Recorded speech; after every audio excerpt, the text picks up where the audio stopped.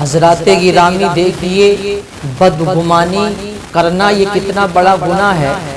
آقا کریم علیہ الصلوۃ والسلام نے ارشاد فرمایا کہ بدگمانی یہ ایک جھوٹ ہے، اور یہ اتنا بڑا گناہ ہے کہ انسان بدگمانی میں پڑھ کر کسی کو اپنا خامخواہ دشمن سمجھ لیتا ہے، جبکہ وہ دشمن ہوتا نہیں ہے، لیکن بدگمانی کر کے، بدگمانی رہ کے اس کے بارے میں کہ یہ میرا دشمن ہے، یہ میرے بارے میں کیا سوچتا ہوگا، تو ایسا سوچنے کے بعد اسے وہ اپنا دشمن بنا لیتا ہے۔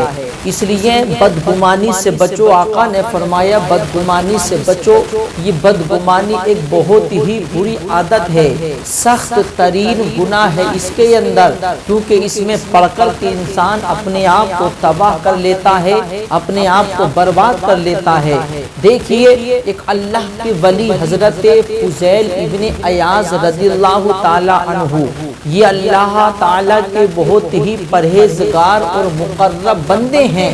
یہ ایک مرتبہ دریائے دجلہ کے کنارے پر بیٹھ کر کے اللہ کا ذکر کر رہے تھے، کیونکہ اللہ کے ولی، اللہ کا جو مقرب بندہ ہوتا ہے، وہ ایسی جگہ تلاش کرتا ہے جہاں اسے کوئی چھیڑ کھان کرنے والا نہ ہو، جہاں اسے کوئی ڈسٹرب کرنے والا نہ ہو۔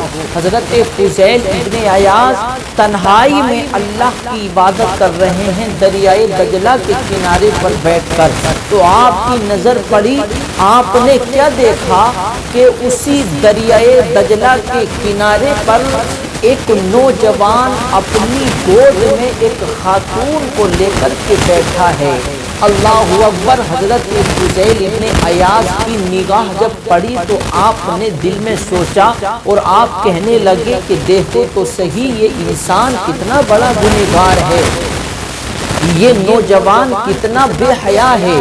یعنی دریائے دجلہ کے ساحل پر ایک خاتون کو اپنی گود میں لے کر بیٹھا ہے، اور دریائے دجلہ کے ساحل پر گناہ کر رہا ہے کھلم کھلا، ایک خاتون کو اپنی گود میں لے کر کے بیٹھا ہے۔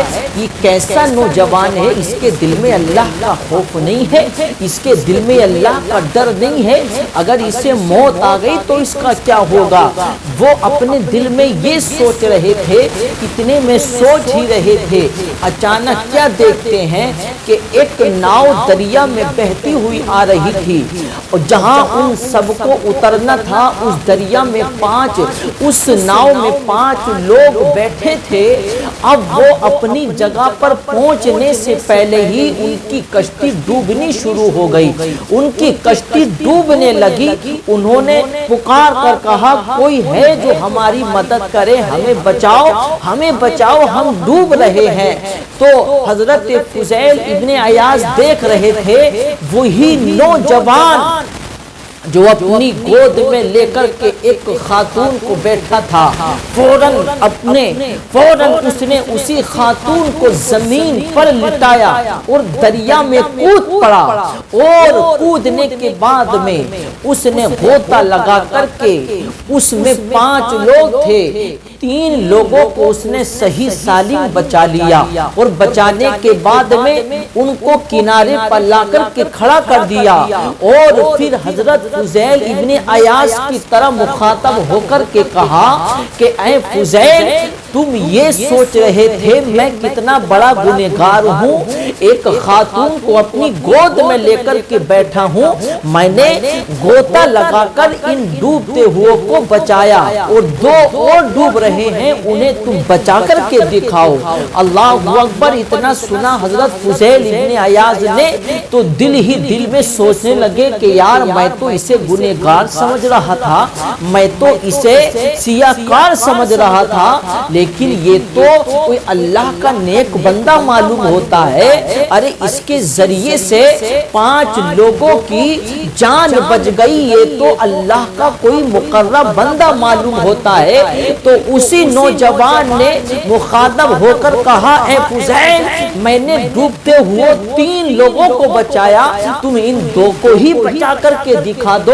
اتنا کہنے کے بعد اس نے ڈبکی لگائی، غوطہ لگایا اور ان دونوں کو بھی بچا لیا۔ اللہ اکبر۔